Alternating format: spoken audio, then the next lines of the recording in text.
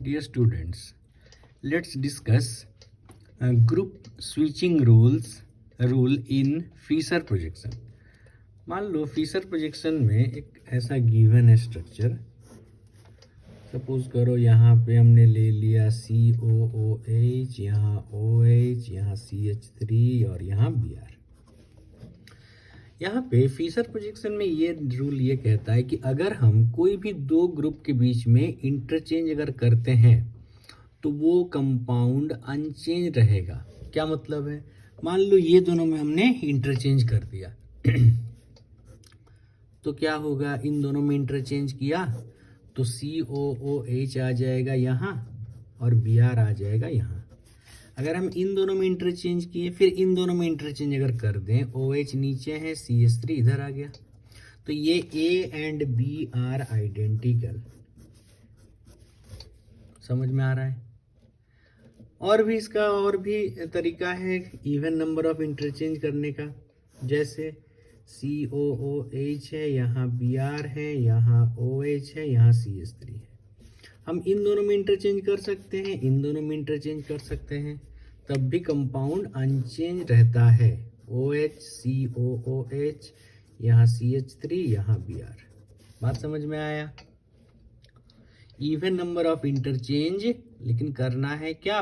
पर chiral centre. जब यहाँ पे जैसे एक ही कायरल सेंटर है तब कोई दिक्कत नहीं. मान लो दो कायरल सेंटर है, दो. मान लो यहाँ है CH3, यहाँ CH3, यहाँ Br, यहाँ Cl, यहाँ पे है हाइड्रोजन और यहाँ है मान लो fluorine.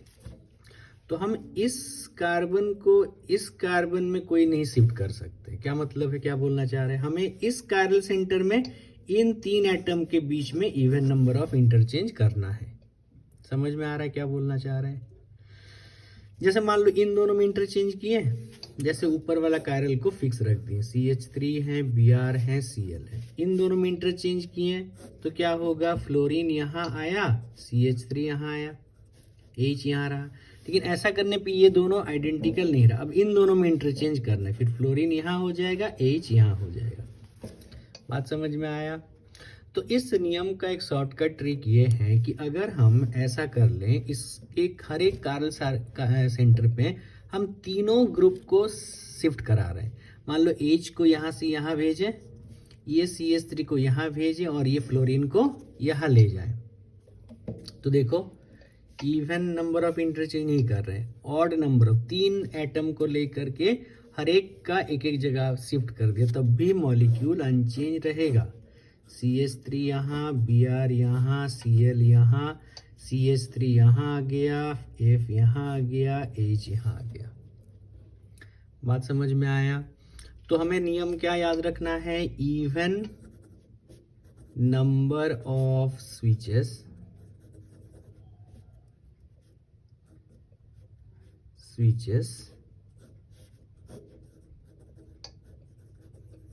even number of switches per chiral center are allowed. मान लो हम ऐसा कर रहे हैं मान लो हम ऐसा ले रहे हैं, एक कंपाउंड है, यहाँ है CH3, यहाँ है C2H5, यहाँ फ्लोरीन है, यहाँ क्लोरीन है, यहाँ ब्रोमीन है, यहाँ आयोडीन है. तो हम ऐसा नहीं कर सकते कि इस C2H5 को इस कायरल कार्बन में ले जाए, इसका 1 दे देते, इसको 2 दे देते हैं. अब यहाँ पे क्या है, जैसे इस एग्जांपल को डिस्कस करने से पहले एक बार ये देख लेते हैं. यहाँ मान लो फ्लोरीन है, यहाँ क्लोरीन है, ब्रोमीन है, यहाँ आयोडीन है.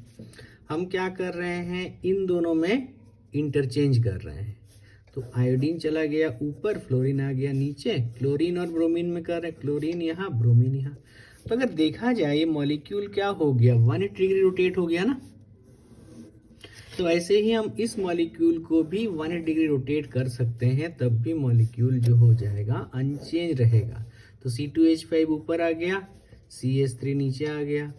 अब देखो नंबर 2 जो है, इस C2H5 का Br लेफ्ट पे था, ये अब राइट पे चला जाएगा और आयोडीन आ जाएगा इधर, और फ्लोरीन कहाँ था? लेफ्ट पे आ जाएगा, राइट पे. क्लोरीन आ जाएगा लेफ्ट पे.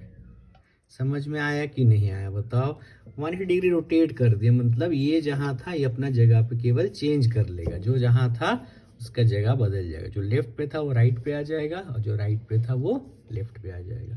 तो एक बहुत अच्छा कंसेप्ट है। फीचर प्रोजेक्शन में ऐसा कन्वर्जन पता होना चाहिए, क्योंकि बहुत सारा क्वेश्चन में इसका यूज़ पड़ता है, क्योंकि इसका जब हम लोग क्वेश्चन करेंगे जेईई मेंस का एडवांस का, तो ये सब कंसेप्ट दिमाग में रखना है। ओके, होप समझ में आया। तुम लोग और प्रैक्टिस करो, बहुत सारा किताब है, कोई सा भी किताब लेकर के प्रैक्टिस करो, ठीक है। तो मिलते हैं नेक्स्ट वीडियो में।